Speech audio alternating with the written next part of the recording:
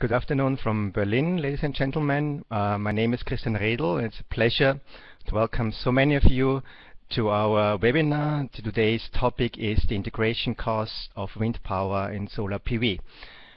We are currently some 90 people from all over the world, and I guess all of us are very much looking forward to an interesting presentation of my colleague Dimitri Pescia, who was one of the lead authors of this Agora study.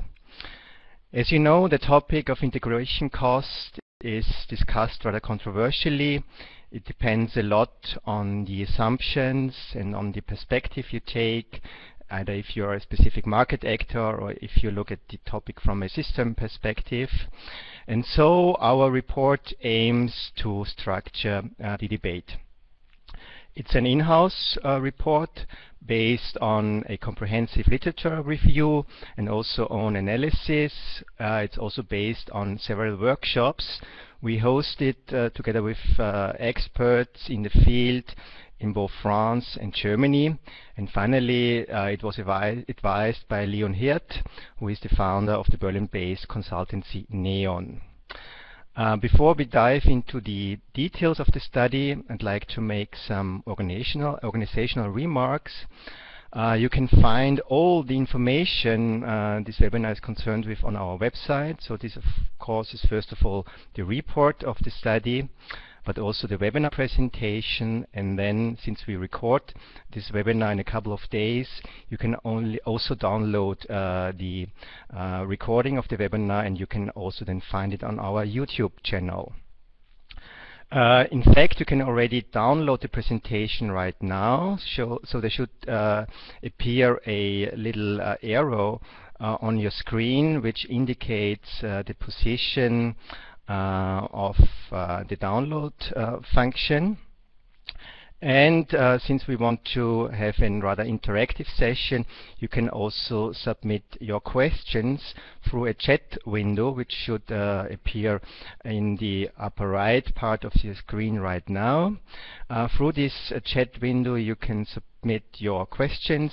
It's only us who see these questions, but you can still, of course, mention your name and affiliation, and I'm happy to introduce you then in the Q&A session accordingly. We will try to answer as many questions as possible in the Q&A slot. If there remain unanswered questions, we will try to get back to you via email. Of course, you can use the chat window not only for submitting content-wise questions, but in case you should experience some technical problems with the software, for example, you can also submit these remarks there, and my colleague Nicola Bock will deal with these questions. So thanks very much, Nicola. Okay, I think I've said all the things I wanted to say for the introduction, and I now hand over to Dimitri for his presentation. Dimitri, the floor is yours. Thank you very much, Christian, and hello to everybody. So I'm very happy to present you this study. For starting, let's see what we are speaking about. As you probably know, wind power and solar power are becoming key pillars of the European power system. You see here on the left a graph showing the evolution of these two technologies as a share, penetration share of this technology in the power consumption in 10 European countries. And you see that we have shares above 10% in these 10 countries. We reach in Germany, for example, 21% penetration rate. A country like Denmark reached even 42%. And this will continue because the targets in Europe are pretty clear. By 2030, renewable energy should cover about 50% of the generation mix, and 30% should be covered by wind and PV generation. So this is a consequence of a tremendous decrease of the cost of this technology. You see on this graph the LCOE, so the levelized cost of electricity. It's a way to measure the generation cost of this technology. And on the left, you see for wind and PV, we have about 6 to 9 cents per kilowatt hour, or 60 to 90 euro per megawatt hour. And we see we are entering a range of costs which are similar as the one of other conventional power plants, or even in some case are more competitive. But wind and solar PV have specific features which are not fully captured by this image. Wind and PV are mostly location specific, meaning they are based where the resources are the best, which are not necessarily close to the demand centers. They have some forecast error. They do not produce exactly as expected, and they are variable. You have time where you have a large outputs of this technology, and some moments when you don't have wind or do not have sun, the output is zero, close to zero. So because of that, the generation cost is not actually, as it is shown in this graph, is not sufficient to capture all the economic challenge of a transformation of a system based on solar and photovoltaic and wind energy. So different metrics have been proposed to go beyond this image, and one of these metrics is the concept of integration costs. So integration cost is a concept which is used to compare the total costs of wind and solar energy with the total cost of other technologies. This is nevertheless a concept which is highly controversial, and its quantification varies tremendously depending on the power systems, but also on the perspective which are taken and the methodologies which are applied. I will go in detail through this presentation about some of these controversies, but to start with, I just want to point in this graph at several aspects. So one of the difference in perspective is if we take the perspective of the producer, which may experience some lost revenues when wind and PV are entering the market, or the perspective of a consumer. This consumer may not even notice that there is actually lost revenues. It can even experience a decrease of price on the market, so it can see this in some cases more as a benefit than as a cost. Another controversy is related to the perspective we take on either a legacy system, meaning we consider that the system is actually not changing. We add wind and PV in a system which stay the same. Or if we take a more adaptative view, meaning the system is changed over the time the PV and the wind enter the system. Other very high controversy is related to the way we attribute the costs. So for some stakeholders, the costs related to introducing a PV and wind in a system, integration costs, are carried only by the new technology in the system. But for other stakeholders, these costs are more perceived as interaction costs between the technologies and must be carried by the overall system transformation.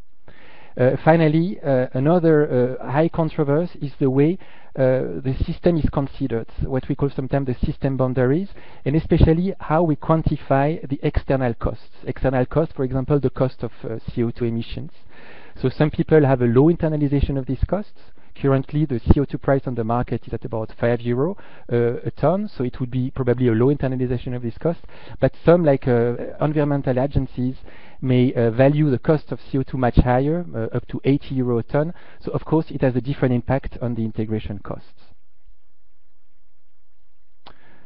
Now, three components are typically discussed under the term integration costs. And this, of course, apply to any technology which enters a system, meaning conventional power plants has also integration costs. But because of the specific feature of wind and PV, these three components have a specific value in the case of adding wind and PV in a system. So because these technologies are location specific, it includes some grid costs to connect from the production site to the consumer centers. Because of the forecast errors, you have some balancing costs. And then you have these costs, which are actually costs related to the interaction of wind and PV with the rest of the system, which are based on the variability of wind and PV output. So this first part on the graph, grid and balancing costs, is largely undisputed in the academic literature. These costs are well determined, and they are rather low in their level. This part is much more controversial. This is actually the way renewables will interact with the rest of the system. And experts disagree actually in which extent this has to be considered as integration cost and how to value them. A definition of integration may be already challenging, but a definition of cost itself is likely to be impossible. In this graph, you see, like, if you limit your view on really the direct cost of electricity production, you are in this sphere. But if you consider extra costs like externalities, the cost of CO2 emission, the cost of, for example, an insurance in case of an accident, being it, for example, a nuclear accident, or if you take the cost of the land use, which may increase if you have a lot of windmill in some specific region, or on the contrary decrease the value of the land if you have, let's say, a disagreement having all these windmills. All these components may need to be taken into account in a broader perspective. But then you can go even further and you can look at the cost or benefits of having a system based on renewables in terms of employment, for example, in terms of change of supplies, or even the cost or impact on the overall foreign policy of a country, the cost for securing resource by military or diplomatic action in some region in the world. Now, we will start here with focusing on the grid and balancing costs, which are the less controversial of these costs. So we can say that certain costs for building grids and balancing can be attributed without much discussion to the addition of new capacity of PV and wind. These grid costs include distribution and transmission grid costs, depending on the technology. So let's take, for example, an example here, wind onshore. You have, let's say, a windmill which is situated close to the shore, pretty far away from other consumption centers. You may need some transmission line to connect this wind park to the closest high voltage station, and then you have a reinforcement which may be necessary of the transmission line. Now, there is nevertheless some challenge which remains in identifying these costs, because some trade-off exists between grid cost and, for example, generation cost. If you locate your windmills in the best resource, you will have to have higher grid costs to transport the electricity to the consumer centers. But if you locate your windmill in a place with less good resource but closer to the consumption center, in that case you will have a lower grid cost but higher generation costs.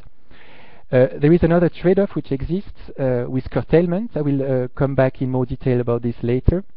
But basically, curtailments reduce the grid costs while increasing slightly the generation costs. Another challenge in calculating grid costs is due to the fact that the scenarios usually that we encounter in literature are based on long-term, 10 or 20 years evaluation of the overall grid cost you need in a system. But all these costs are not actually shouldn't be attributed to renewable energy only, because other costs are taken into account. For example, a reinvestment decision to upgrade the grid anyhow, or relation of investment which are related to European market integration.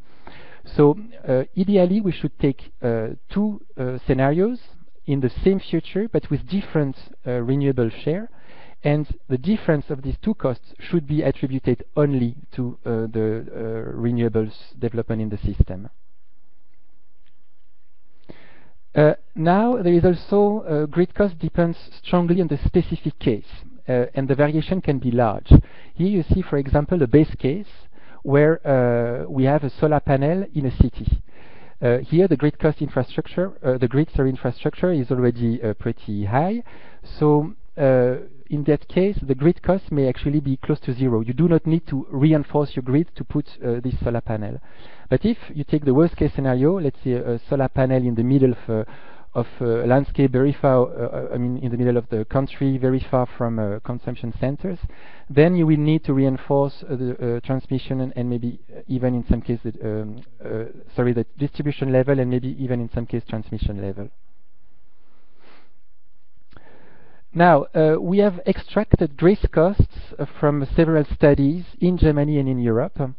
These studies are indicated here. You can have a closer look in the report because we show a different assumption in terms of penetration rates of these different scenarios. But we can globally estimate this cost in Germany between 5 and 13 euro per megawatt hour, even at high share of renewables. You see that actually the transmission costs are pretty low, between 1.5 to 5 euro per megawatt hour, depending on the technology. The distribution costs are higher. Here we have distribution costs between 2.5 and 6 for wind onshore and ground-mounted PV. But these costs are sometimes evaluated at higher number. This 6 euro per megawatt hour represents an optimized grid planning. And you see that for offshore you have higher grid costs which are related to the connection of the wind park to the shore, which are in a very different order of magnitude than the other costs. The distribution, I just spoke shortly about it. As I said, in Germany, you have different valuation of this distribution cost, but if you take Europe as a whole, the studies have very different valuation of this cost depending on the system, so it reflects the specificities of the system. You see, for example, Greece, as according to this PV parity study from Imperial College London, has a grid cost of -25, meaning developing PV in Greece up to a certain level would reduce the need of grid infrastructure. At the same time, in Belgium, in the same study, you have a grid cost of about 9 euro per megawatt hour. So the topology of the grid and the sun condition are very different, so it increases the costs of the grid.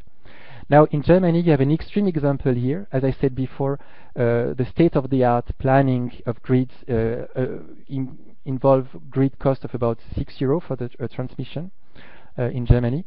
But NEA, being the Nuclear Energy Agency, value this cost for Germany as about 48 euro per megawatt hour. This is because these costs do not take into account an optimization of the grid planning and take other assumption and calculation method.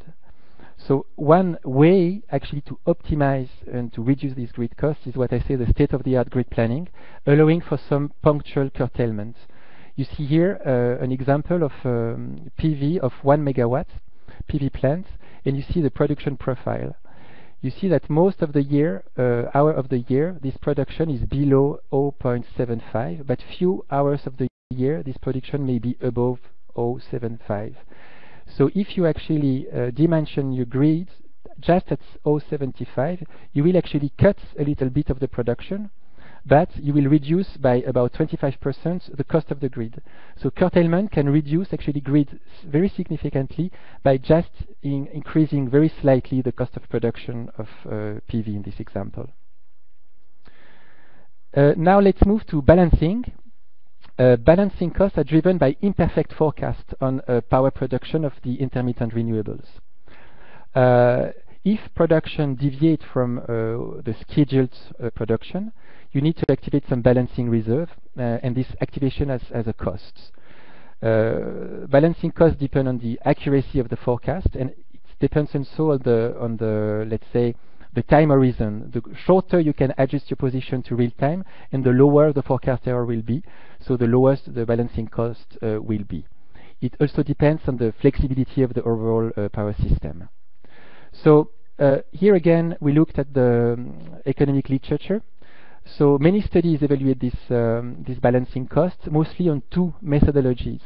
One is actually a market price evaluation. So you take the current data and you look at the costs, and the other one is based on modeling results.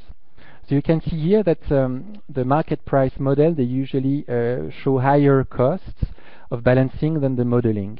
This is for the very simple reason that this market price analysis actually reflect also the market design of the balancing arrangement, which are in different countries.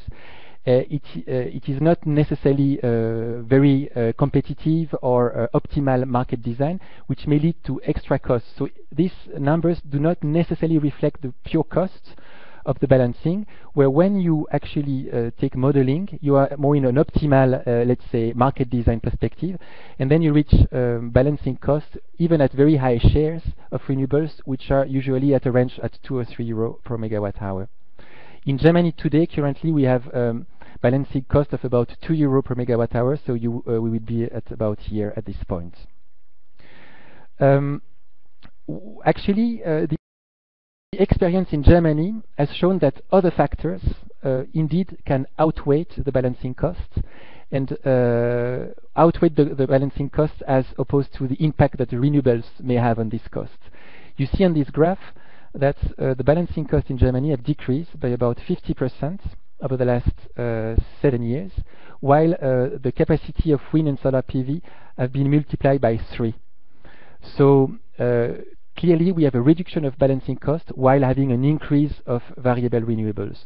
This is because other factors have overcompensated this expansion of renewables, better market design, more cooperation between players, more liquidity in the markets.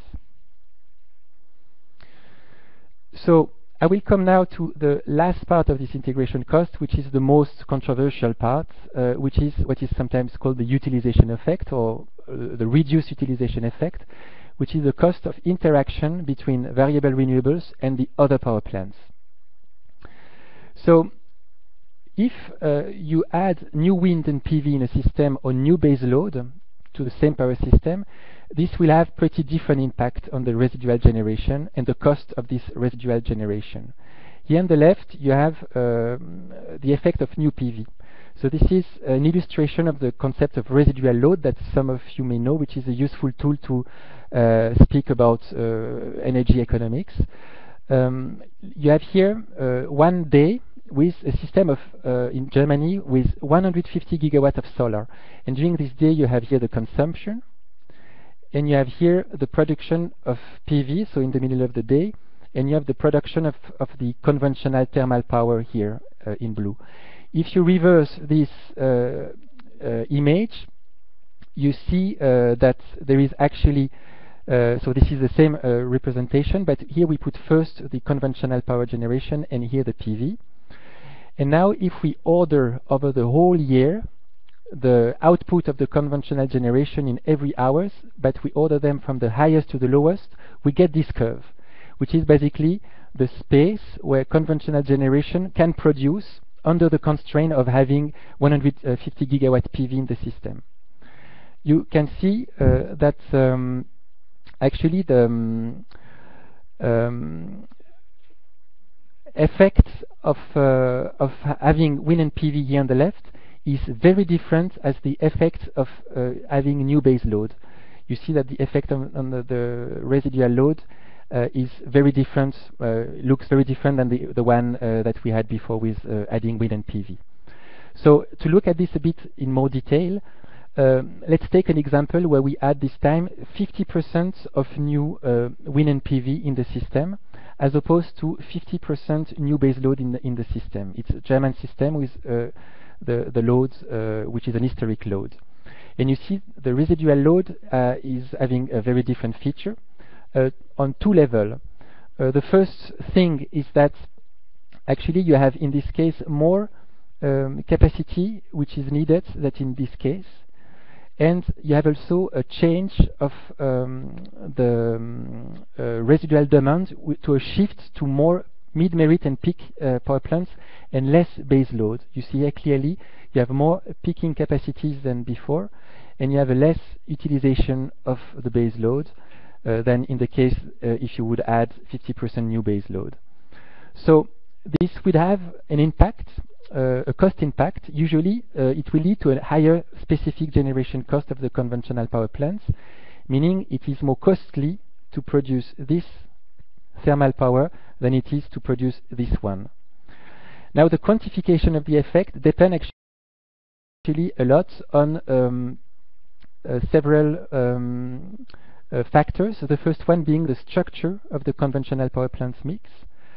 So it is in that case driven by the capital cost and the fuel cost, but it is also depending on the way you price externalities. And if externalities are valued at a very high level, you can even have actually, let's say, a negative utilization effect, meaning you can have an integration benefit. Now, the cost of reduced utilization is also very system specific. You see here on the left a system with a strong correlation between the PV production and the demand. This is typically a system where you have high air conditioning and good sun condition, which happen in some countries. On the right side, on the other side, you have a system which is characterized by typically a European system, where adding PV and wind in the system do not change the level of capacity you need in your system, because the peak load happen in the evening, usually in winter. So in this system you have a reduction of the overall capacity, where in this system you have no change of overall capacity. So the utilization effect, the cost of this utilization effect, will be high here in this system, and will be actually low, even negative in this system, because you need less capacity. This graph also can be used to illustrate the concept of sunk costs, because in this system you have less capacity needed after adding wind and PV, but this capacity, they may actually already be in the system. So the producer who would have this capacity would suddenly experience a loss of revenue for an asset that he had expected to run longer. So he may ask for some compensation, but from a consumer perspective, this effect is not perceived at all. Now, the utilization effect and its valuation depends also very much on the overall adaptation of the system and the flexibility of the system. So here you see, for example, three cases. The first one is a case where, let's say, we add 50% new solar PV and new wind energy in the system, let's say as if it would fall from the sky. In this system, you see that the perfect mix before wind and PV suddenly is completely differently used. You have almost no more use of mid-merit and peak merit, and the base load production is reduced by about half, meaning power plants which were built to run 24 hours a day, they now run only 12 hours a day. Now, in reality, 50% new renewables would not fall from the sky, but would be added progressively in the system, while wind and PV will enter the system. So this is illustrated in this slide. If we reduce by 20 gigawatts the base load power, and at the same time we add wind and PV, now you see that the utilization of the three technology is higher than in that case, but it stays lower than in the case we had before the introduction of wind and PV. Another factor is this one, where you have this time demand adaptation. You have new demand, for example, heat pumps or electromobility, and new flexible demand which actually change the shape of the residual load curve. And in that case, you see that actually the utilization of the three technology is the same as the three or about the same as the three before the incorporation of wind and PV, not taking into account the fact that we reduce 20 gigawatts of base load. So to sum up, you have two different effects if you add wind and PV and base load. You need more capacity in your system if you have wind and solar. In that example, about 20 gigawatts more, and you have a shift of use of the residual demand to more mid-merit and peak merit and less base load. This has impact, economic impact. It leads to higher specific capital costs, because you use less the installed capacity, and it leads to higher specific operational costs, because you go to more mid-merit and peak merit, which usually have higher generation costs. In the debate, when we calculate and we quantify these costs, often people concentrate to the approach that we could call the backup approach. This backup approach is an intuitive approach which would say what is the cost of keeping this extra gigawatt, so in that case 20 gigawatt in the system, to be sure that the system will be adequate, so to keep the adequacy of the system. This is nevertheless not an appropriate approach, because it doesn't take into account the whole change of the installed capacity. But we can nevertheless value it, and if we imagine that this 20 gigawatt capacity are actually provided by gas turbine, we can quantify this cost at about 1 to 3 euro per megawatt hour. This is actually not significant at all. It is a very low number, which show that actually most of the controversies in this discussion are not addressed properly with this approach. So in order to take into account the whole change of utilization, we, in our report, propose another method, another approach for quantifying this utilization effect, which is nevertheless controversial and led to a lot of debates. I will illustrate it very shortly in this graph. So we start from an overall system perspective. Here you have 25% renewables, and so 75% of conventional generation. To produce this 75% terawatt hour, sorry, to produce, because we imagine a system with 100 terawatt hour. So you have 25 terawatt hour wind and PV and 75 terawatt hour conventional generation. To produce this conventional generation, you will spend about 4.5 billion. So you have a specific cost of per megawatt hour of 60 euro per megawatt hour in that case. Now you add renewables in the system and you go to 50%. Now the cost of the conventional generation drop to 3.5, but per megawatt hour, because now you have 50 terawatt hour of production, we have a cost of 70 euro per megawatt hour. So it is more costly per megawatt hour now in the new system with more wind and PV. The difference is 10 euro per megawatt hour, which leads to a total integration cost of 500 million euro. Now you can spread this 500 million euro on different denominators. We choose to spread it on the renewable, total renewable in the system. It's what we call the average utilization effect cost. In that case, we would have 10 euro per megawatt hour, but you could choose different denominators. So using this approach, we calculated the utilization effect of adding 50% wind and PV in Germany. We actually based our calculation on a simplified model with 3 technologies, being lignite, gas OCGT, and gas CCGT, and based on historic load curve.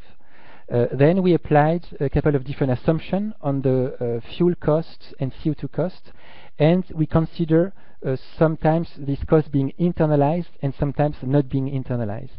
As a result, we get a very different valuation of the integration costs, which show how sensitive it is to the different assumptions.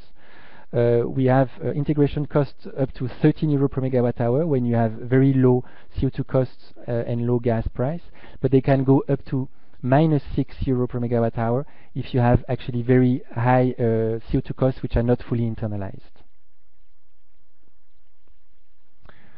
So we have discussed quite extensively the concept of integration costs, and we showed that there is a lot of methodological complexities and several controversies. Actually, the very first goal of integration cost is to compare technology with each other, and also to allocate costs to different technologies in the system. Now, one of the key political question is not so much to know how to best compare technology with each other, but it's more to investigate the consequences of different energy policy choice on the system costs. This is why we propose in our report another method than the integration cost to value the effect of wind and solar power on an overall system. We take in this respect a more broader system perspective, which can be more appropriate, and it avoids a couple of the controversy related to the attribution of cost between technology. So typically we take 2 scenarios in the future, one with let's say low share of renewables and another one with high share of renewables, and then you simply add all the cost of your system, so grid cost, cost for thermal generation, cost for renewable, cost for balancing, cost for grids, and then you compare the 2 scenarios without attributing the cost to specific technology. You could do so by an optional analysis, but it's not necessary.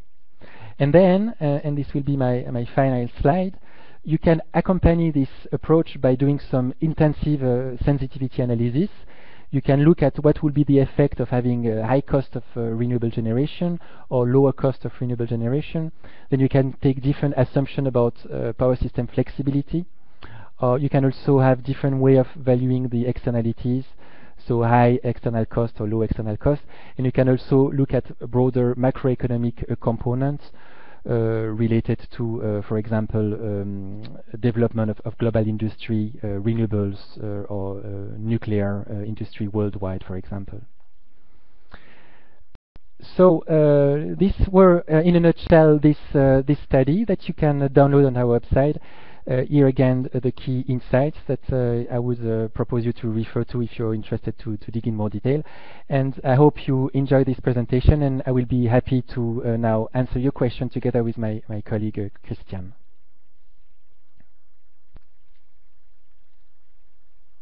Thanks very much, Dimitri, for this very interesting presentation. In the meantime, also our audience was quite busy, and we have already received some questions. And the first one concerns the evaluation of integration costs in other countries. For example, in the study, did you also look at France and evaluated the integration costs? Well, so this is indeed a good question. We have evaluated costs mostly in Germany, and we built a tool for doing so on the German power system. But we are currently extending our system to value integration costs, especially the utilization effect in different countries. So for France, for example, it is interesting to see that the valuation of integration costs depends a lot on the level of nuclear capacity which is kept in the power system.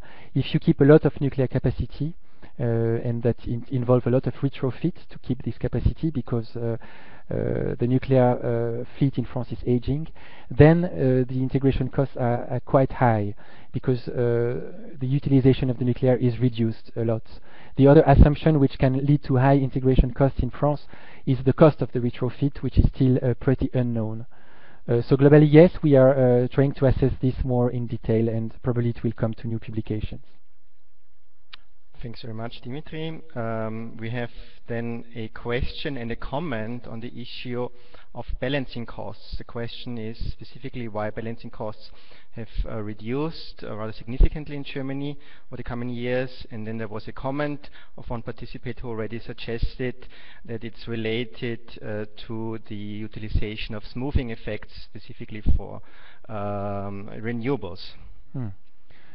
Well, this is indeed a good remark and good question. Well, as far as balancing markets are concerned, and since Christian, you're actually pretty much of an expert on this topic, maybe you would be willing to answer this question more specifically. Of course, yeah. Well, yeah, as one of our participants already suggested, it has to do with geographical smoothing effects. And as many of you know, Germany has not only one transmission system operator, but four. And historically, in each TSO had one control area where specifically balancing reserves were deployed to compensate the imbalances in real time. And this activation was not coordinated or optimized. So let's say one control area could have been short, so the TSO needed to activate up regulation, whereas another zone in Germany was long, so TSOs had to activate downward regulation. But of course, if you would take simply that sum, then you just need to activate the remaining netted amount of imbalances. And that happened a couple of years ago. This was the so-called grid control cooperation, which has in the meantime also expanded across borders. That's now the IGCC, the International Grid Control Cooperation, where I think the Netherlands, Germany, Denmark, Switzerland, Austria, and I think also the Czech Republic cooperate and in real time net their imbalances, and this then minimizes the amount of reserves you have to activate. And of course, this is also triggered by the fact that the renewables feed-in is decorrelated across the countries, and then you minimize the total imbalances.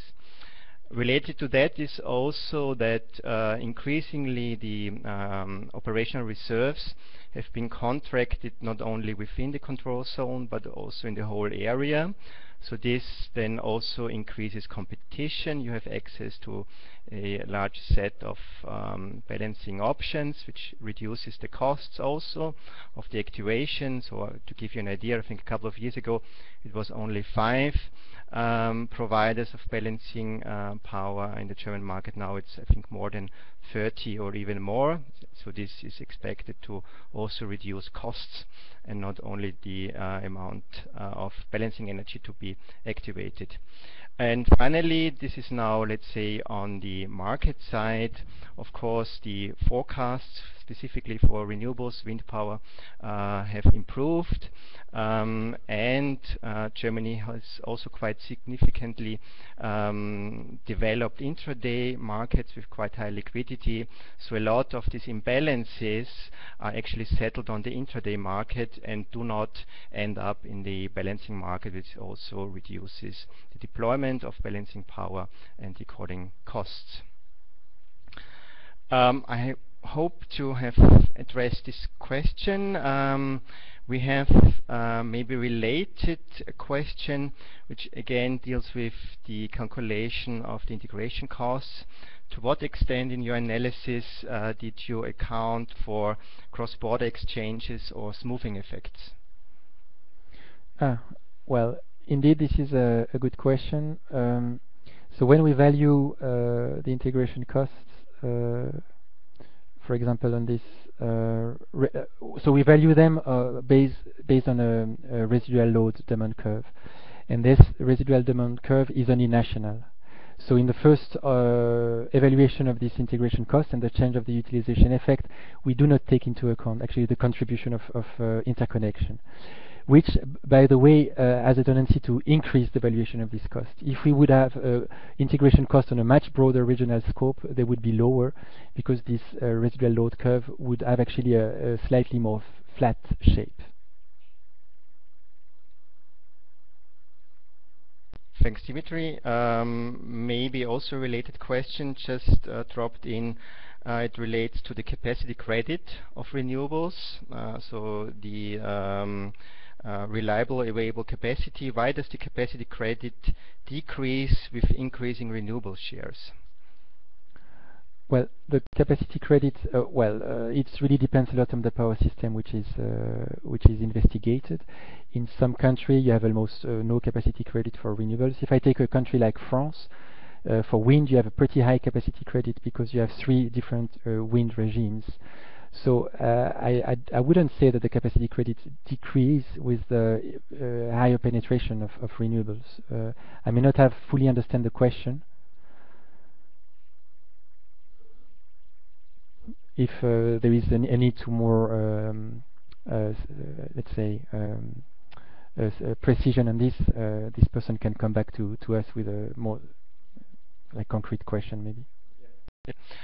Thanks, Dimitri. Now we have a comment which relates to a report done by Neon, so by Leon Hirt. Maybe you cited this as a source in the report. The question is that the utilization effect has a major impact on grid costs, which is roughly about 50% of the electricity cost. Can you maybe reflect on these magnitudes?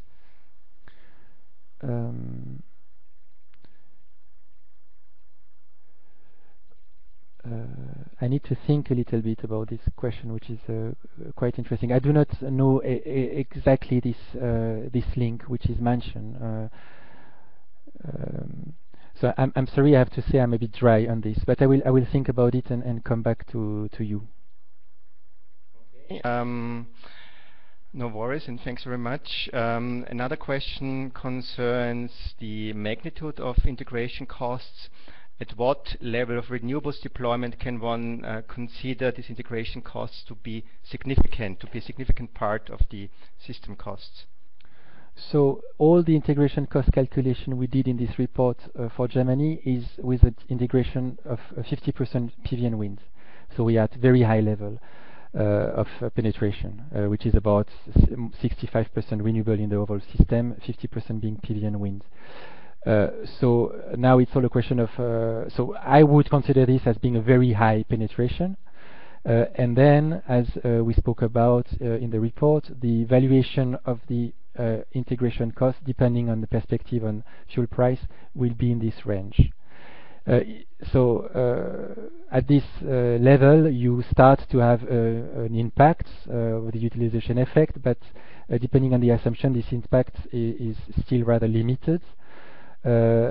furthermore, if you consider that there is other flexibility option and adaptation of the overall system which are taking,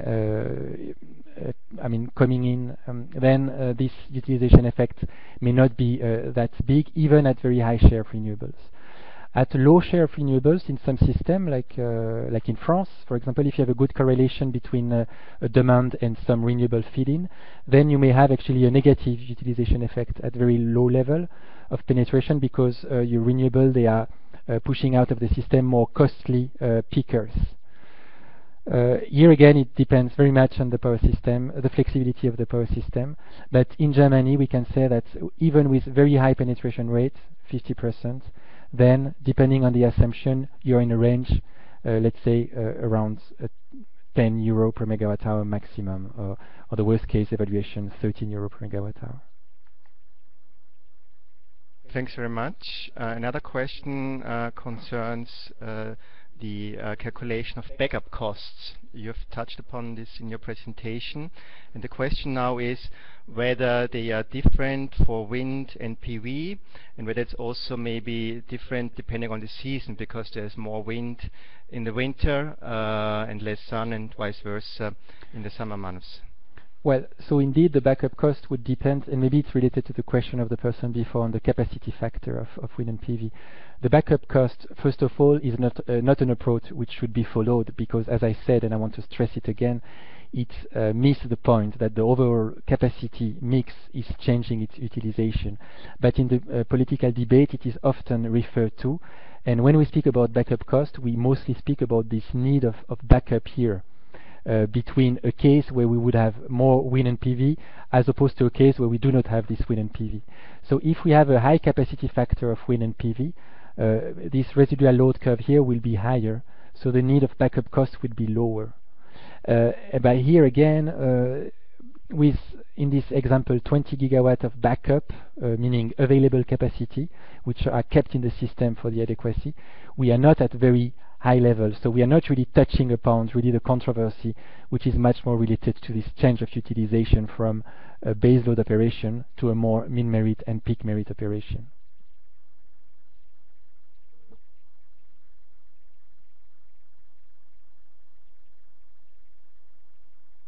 Thank you. A new question just dropped in, and I need to read it before I can repeat it. So one moment. A rather general question. It says, in the beginning you mentioned a neutral objective calculation of integration costs is rather complicated or impossible. From your point of view, what is the most neutral way to calculate them?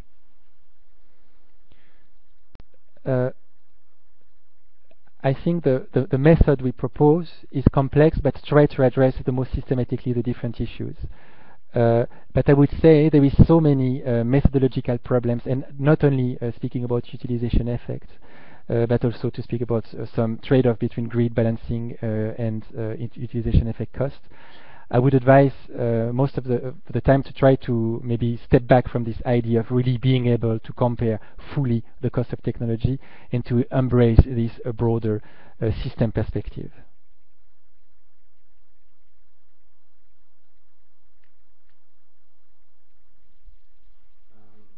Thank you very much. Another question, to what extent, let's say, real data was included in the analysis? So, for example, you have shown us the results for this German example, for the German system. Have you actually included, let's say, the real portfolio, so to speak, of the utilities in Germany, or is it based on a more stylized approach? No, this is indeed a pretty simplified model we have been using with only 3 technologies, and we optimize these 3 technologies based on different penetration rate of renewables under different CO2 and gas constraints. So we are not in the very close to the specificities of the power system. We try to have a kind of an order of magnitude of what could be these costs and how different assumptions will have a strong impact on the valuation of these costs. So indeed, if we would really want to have a strong and fine evaluation of this cost, we would need to do some more hardcore modeling. Thanks very much. Another question is again related to putting the figures in perspective. This 10 euros, for one case you mentioned 10 euros per megawatt hours integration cost. Can you again refer it to the total generation costs of new technologies, and maybe also related to, since the question also alludes to that, to the current wholesale price level in Germany? Thank you. So indeed, let's say overall integration costs can be valued if you take all the grid costs, the balancing cost, and the utilization effect in a high share of penetration between, let's say, 5 and 20 euro in the worst case per megawatt hour, which is actually 0.5 cents per kilowatt hour up to 2 cents per kilowatt hour. So should be compared to these numbers here. So let's say if you would like to add these integration costs again, despite all the methodological problems that we've been mentioning, but if you would like to add them on top of that, you would have here up to 2 cents higher, maybe, in this respect. So it is an increase of, let's say, between, I don't know, 5–10%. Now, to refer this to the market price currently observed on the market, so on the wholesale price, we are in Germany at a level about 30 euros per megawatt hour, if I'm correct. So 30 euros is 3 cents per kilowatt hour. So the order of magnitude, price on the market 3 cents, price of production of this technology, for example, wind 6 to 9, and the integration cost between 0.5 and 2. Thanks very much, Dimitri. The next question concerns the assumptions in the modeling concerning cost of capital. The comment is, I assume you held the cost of capital constant. Would it not be something to look at in the sensitivity analysis, since it is likely to reduce as well with higher renewables integration? So maybe also a proposal for additional assessments to be done. This is a very good comment indeed, and the cost of capital is key for the generation costs of high capital technologies like nuclear, for example. And there, if you have a higher cost of capital, then the integration cost of putting wind and PV in a system with a lot of nuclear would be extremely high indeed.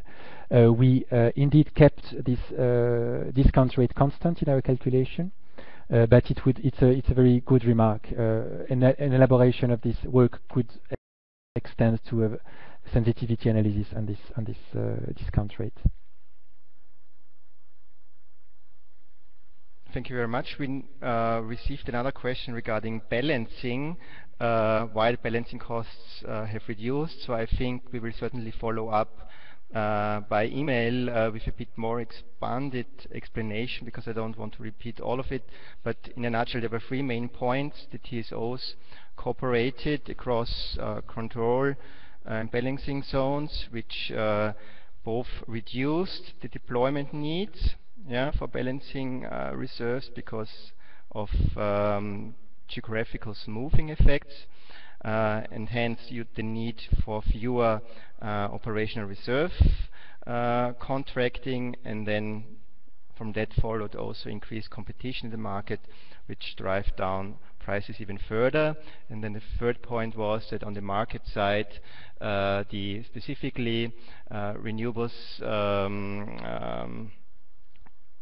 actors came up with better forecasts over time, which reduced again the need for deploying balancing powers. A new question coming in, which values for full load hours have you used to calculate specifically the costs for wind power?